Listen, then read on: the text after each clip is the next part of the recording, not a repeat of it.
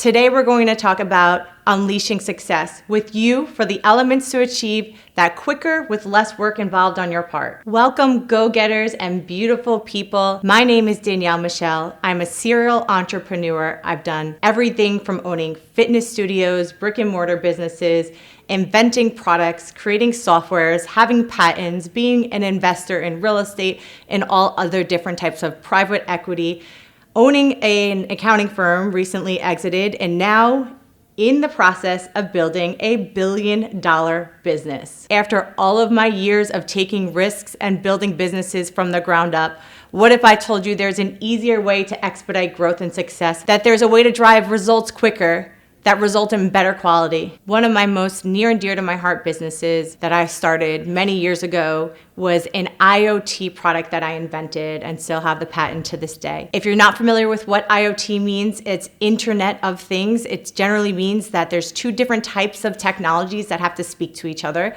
So there's a software piece and generally a hardware piece. Think Ring doorbell. I was on this mission to build this product that I had absolutely no knowledge on how to build. I had no experience and no connections in that industry at all. I was a CPA at the time, working in finance, and most of my friends generally were not engineers. So I had to start from the ground up, hiring a freelancer, looking around to try to get connections, asking around. I didn't even know what type of engineer definition that I needed when I was asking. I just said engineer in general, not realizing that there's many different types of specialties. But while I found those people, I also took the time out where I wanted to learn the product inside and out. And I thought that was really important for me at that time. And there is value in that, but the amount of time that I put in there was immense because I taught myself how to code from a software side, something that I've never had any experience in. So starting with basic 101, and I can promise you a lot of that is now out the door and over my head and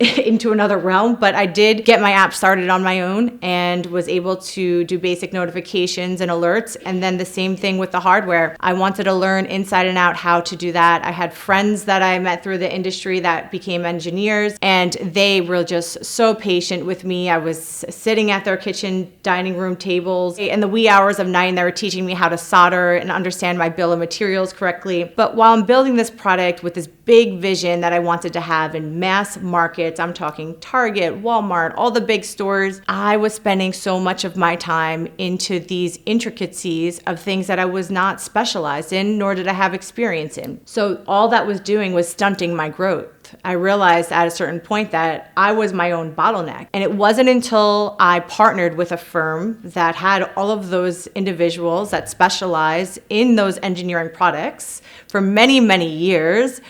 Until then was when I felt a pivot in my business and was able to focus on what I know how to do best, which is growth, it's sales, it's building businesses, it's building teams, it's marketing. It's not engineering. And it wasn't until that time that I realized that. And that was monumental for me. When I created my service-based business in finance and accounting, it was also an industry that I had some connections in, but not as a business owner where I was trying to get business on my own. I was a W-2 employee. And now I was coming out to the world saying, hey, I want to be a business owner and I want to get my own clients now and not just work for somebody. When I focused on this niche specialized area, I didn't realize at that time that that was really what was going to explode my growth. The more niche that you can get in your product or service, the better. The competition thins. It becomes an expertise, and it's honestly less for you to know because it's really complex to others, but you become the genius in that area, right? So that's what happened with my service-based business. But what I did was I started going to a really specialized networking group that was specific to the industry that I was focused on. My firm was specific for an industry. It was actually called Manufacturing Tax Recovery Services. I focused on manufacturing, and I went to manufacturing networking meetings specific for service providers there. And I found this individual who was one of the most known individuals in New York in the industry, very well respected. And he was someone I had a target on initially from respect, from maybe a mentee, from a relationship. And I went to one of his events, and I remember just trying to get to him, access that person. He had already a pool of people around him before I could even stand up. So that wasn't the time or place to make my impact. But instead, what I did was I looked who he was with and I spoke to them. There was no line there and we connected. And then when the time was right, a few weeks later, after we have a relationship, I asked them for a connection to the individual that I really wanted to get through to. And I got that connection and that email happened. And I asked him if I could have his most valuable asset, which was time, and take him out to lunch.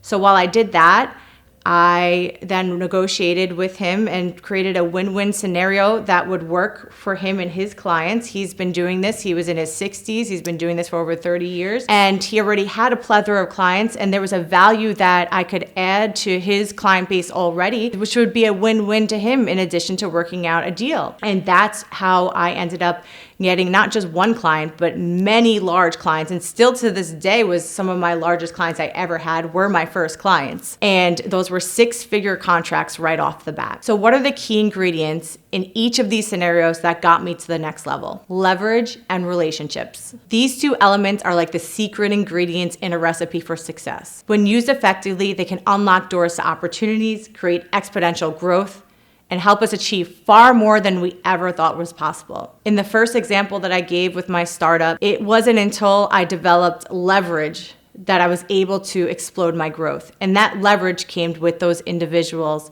that were specialized and skilled in the areas that I was not. In the second example for my other business I gave you in the finance accounting world, it was relationships. That relationship is what changed the trajectory of my startup in that scenario. Getting some of the largest clients I've ever had to this date, right? So let's dive into it. What is leverage? Oh, it's so good. Leverage is using something that already exists to create a bigger impact with less effort. Now think about that for a second.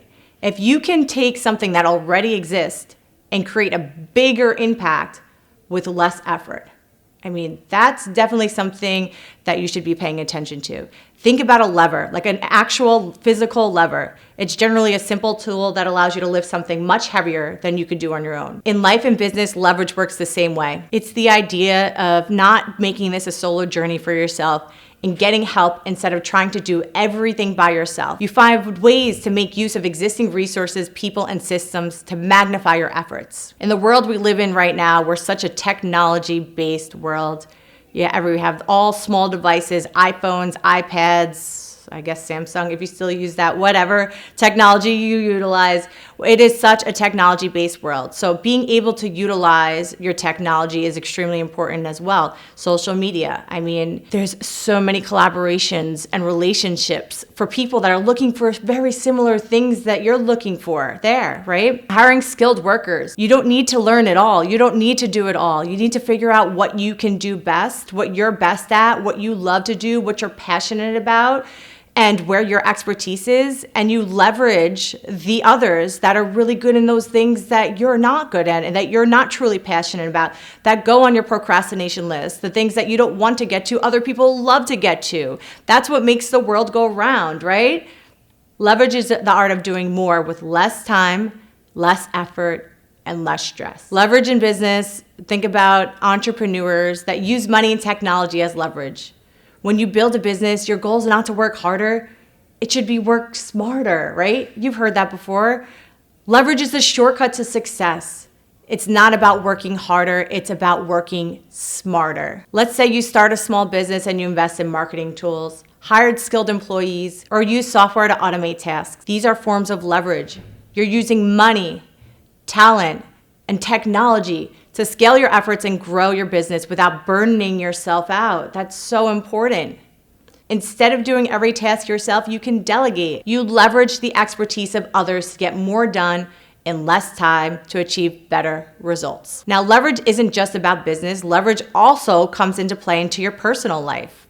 It's crucial for our personal life. For example, think about your health. If you follow a well-structured fitness program, you're leveraging the knowledge and experience of fitness experts who have designed that program for you. Instead of spending years to figure out what works, you're using their expertise to get results faster. Leverage is all about finding tools, systems, or people that can help you go further than you could alone. Now let's talk about the second ingredient, the power of relationships. So good. The idea here is simple. No one succeeds alone. I'm going to say it again because it's so important. No one succeeds alone. There is truth in saying it's not what you know, it's who you know. And you may not want to hear or receive that right now, but there truly is truth in that.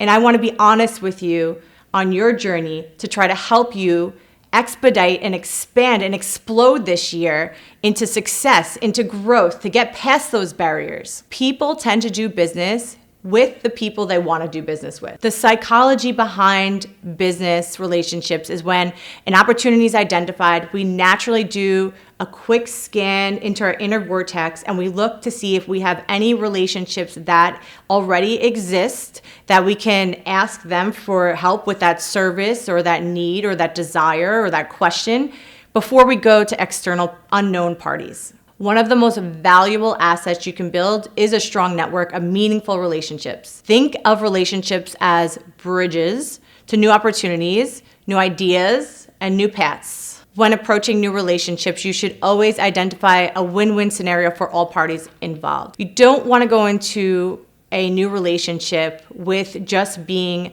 self-minded, self-interested, and selfish, quite frankly. You want to approach every scenario, not only what you can get out of it, but what the other party can get out of it as well. If you have an individual that you admire, that you would love and desire for them to be your mentor, if you go and approach them and just say, hey, I want you to be my mentor so I can better myself, right? And I really think I want to pick your brain, and that's a compliment. And yeah, you do have a chance of success and that being received appropriately.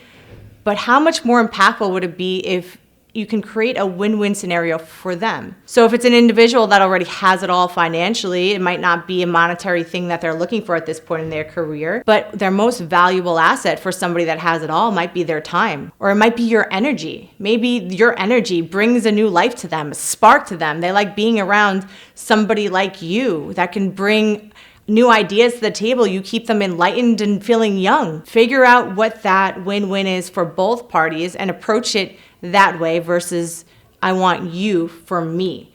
It's more of an us. And what can I think of it as a serving relationship? How can I serve you first before I ask to be served back? Relationships in the business world are everything. You can develop the best product in the world, and without the right connections, marketing, relationships, that product or service is just going to sit there on a shelf and rot. Consider any successful entrepreneur or business leader. They didn't get there just by building a great product or working 70 hours a week alone. They built it by powerful relationships. They connected with mentors, customers, business partners, employees. Think about Steve Jobs. Steve Jobs wasn't just a visionary.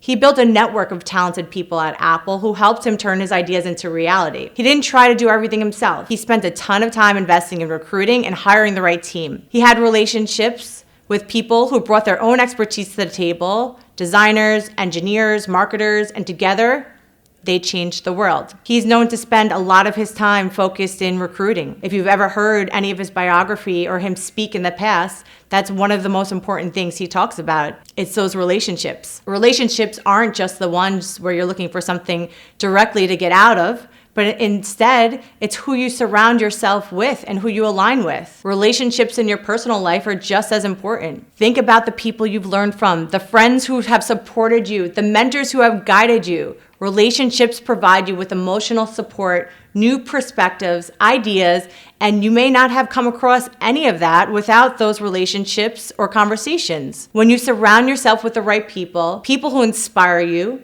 people who challenge you, and people who push you to be better, you're more likely to succeed in your personal goals too. Last week, I was at the gym, and of course it happened again. I went on the treadmill, and I'm like, I'm just gonna warm up my muscles. It's a little bit chilly out right now, and before that I go to lift or do anything else on machines, but I'm not doing cardio today. Like, I don't like running. I love to work out. I love fitness, but running is my least favorite thing. So I go on the treadmill and I start walking, and I'm like, might as well just do like a jog for like a half mile, right? Like, just warm up a little bit more, feel good, get the juices flowing, and get off. And then next to me comes this other woman that's in really great shape, and she jumps on and she starts running while I'm jogging. And I'm like, oh man, here we go.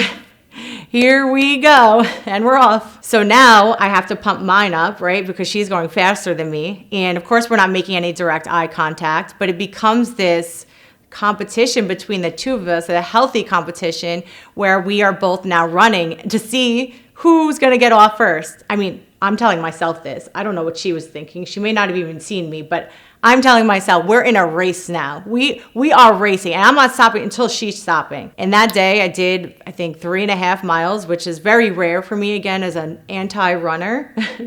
But I felt amazing afterwards. And now that's going to push me this week to try to do 4.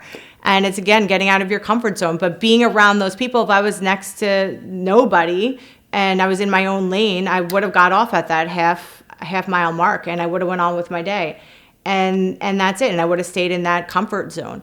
But she pushed me out of my own comfort zone. So thank you to her for that. So now when it comes to leverage and relationships and combining the both, those are the two massive ingredients to really, truly expediting your growth and your journey. When you have the right relationships, you can leverage their knowledge, networks, and resources to accelerate your own progress. This is the fastest way to experience great success with the least amount of effort. Remember the win-win scenario approach. Always keep that in mind when you're approaching others. If a relationship you want to build already has a built-up loyal community, you have a service that you want to provide that can add value, think about that as a win-win and present it that way to that individual. Anytime that you can get yourself into a scenario where you're not trying to expand your growth on a one-to-one, but in a one-to-many. And if you're not looking to build a business, but you're looking for your own personal growth journey, the more that you can get out of it, the more exposure you can get, the better when it comes to building your own brand, when it comes to, of course, building your own services, building your own business, etc. So anytime you can put yourself in a scenario, think of one-to-many versus one-to-one, or one-to-few is even better than one-on-one. In your personal life, you can do the same thing. So let's say you're trying to improve your health. You might connect with a personal trainer, a nutritionist, or someone who's already achieved fitness goals that you're aiming for. By learning from them, you can leverage this advice and reach your own goals more quickly. So what are some of the key takeaways here today? It's simple. Leverage means using existing tools, people, and resources to make your efforts more impactful. Relationships are your bridge to new opportunities, insights, and growth. They're your foundation upon which you can build success. When you combine leverage and relationships, you create a powerful engine that can propel you forward faster than you've ever imagined. I promise you this. This is your year. Follow this method and you will go so far, so fast. You'll look back and be so thankful. Whether you're building a business, working on self-improvement, building a career path for yourself, it can surely feel like a solo, unrelatable journey. Success does not have to be a solo journey. When you harness the power of leverage, build strong, meaningful relationships, you're not only increasing your chance of success, you're unlocking a new level of growth and achievement in both your personal and business life. I mentioned earlier that I'm currently in the process of building a $1 billion business. It is one of my most exciting and largest ventures yet, and I cannot wait to share it with you. But I will tell you, from what I've experienced, I partnered with other individuals that already had a community, had a loyal following, had people that were interested in these services, in our products. And when we launched our firm, we had more revenue in a 48-hour weekend than I did in my entire first year of business. And the amount of time that I worked on that was this much compared to what I did prior to even starting my earlier businesses. Again, remember the two key ingredients, leverage and relationships. So I want to leave you with some key action points so that you can actually start implementing this in your own life. You need to figure out first what exactly your clear journey is. Take whoever individuals that you like as leaders, study them, take the books that impacted you the most that you go back and reference or that you think about in your head as you make decisions, study that and pause, right? Instead of just gathering all of this information all the time, which is great, we're all habits and creatures on this personal growth journey to do that. You need to stop, pause, and I want you to spend time studying the things that you find that resonate and align with you, those individuals that resonate and align with you the most, and actually start to execute some of those tasks before you take in anything else. We talked about the power of leverage and the power of relationships. So I'm gonna give you an activity to do, and I want you to do it. I have faith in you, I know you can do it, and I promise you, if you do this, you will see a change and your journey will start. So first thing I want you to do is identify and write down exactly what your journey is. What is your destination? Where do you want to be? What is your idea? What is the next thing that you're looking to do? Write that down first. Then I want you to go through your network. Start in your personal phone book. Then look into your LinkedIn or whatever you have for socials and make a list of everyone that could be a potential leverage fit or relationship fit. So think about, again, the definition of leverage and then the relationships. And some of those can be in both bubbles, right? But I want you to separate out that list for you. Then I want you to prioritize the top 5 contacts that you have there, the most important ones that you think can go the furthest. And then I want you to reach out. I want you to reach out. I want you to take that next step, whether it's just a message, hey, how are you doing? I'd love to connect sometime soon. That's the easiest, warmest, sometimes piping hot relationship that you have, is to be able to nurture those relationships, to turn them into these secret ingredients that are powerful for you to have success and also a win-win for them as well. And when you combine these two powerful forces, you'll find that success isn't just achievable, it is inevitable. This is your year. I know it. I can feel it. I'm pumped up for you. Reach out to me. You can find me on social. We'll put it up here. Danielle Michelle Ventures, Danielle Michelle Everything. I want to hear your story. I want to hear where you want your journey to be. So let's get started on our journey and make this our best year yet. Let's unleash our success together. We got this.